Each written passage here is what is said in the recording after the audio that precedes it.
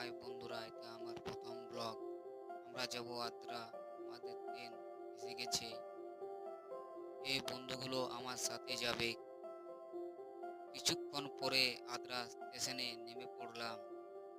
আর বাইরে গিয়ে দেখি একটি কয়লার রেল ইঞ্জিন দাঁড়িয়ে আছে।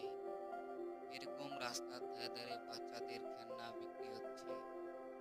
এদিক থেকে বন্দে ভারত এক্সপ্রেস তার গতিবেগে ছুটে আসছে। চলো ঠাকুরগুলো দেখে নি। এই প্যান্ডেলের ভিতরে নাকি খুব বড় প্রতিমা আছে। চলো ওই প্রতিমাকে দেখে নি। তারপর মেলায়